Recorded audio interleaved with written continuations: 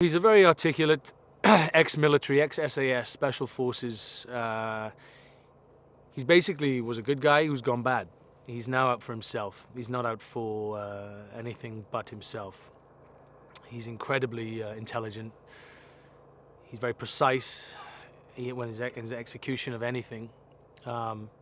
He's always one step ahead of them in the film, in the storyline, and I think it frustrates the whole team as to why he always gets away just before they catch him.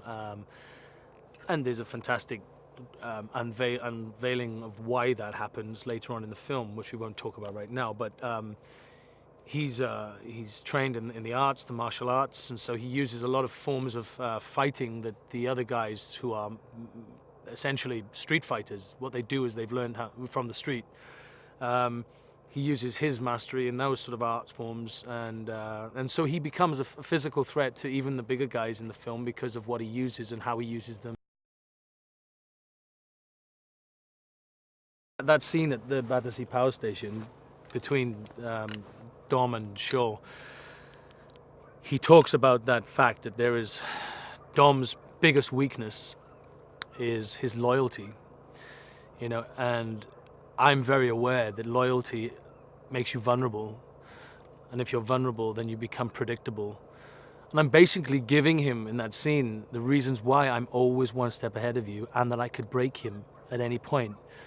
There are so many.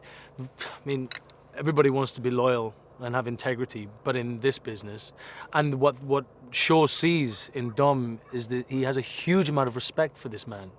He knows where he's come from this street kid in East LA to heisting $100 million in Rio. He sees it. He knows everything about this man, and he has respect, and there is a mutual respect to a certain level. And so that's why he's so honest with him at that point in the film, because he realizes, this is what separates you from me, and this is why I always will have the upper hand, because you will never be able to forget that you have this family and this loyalty, whereas I couldn't give a damn about any of mine. The flip car is incredible. What I think is even more incredible is that car was designed in Justin's imagination, and he basically described it, and I'm sure he drew it out in a very primitive form and gave it to Dennis McCarthy, who basically was able to create this car.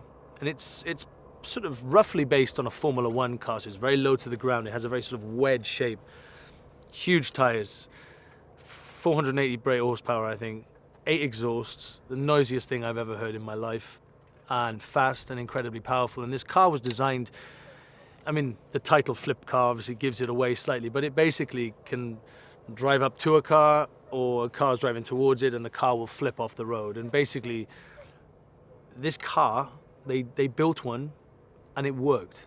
It does everything it said on the tin, which is, I mean, it's extraordinary. I mean, there's no faking going on here.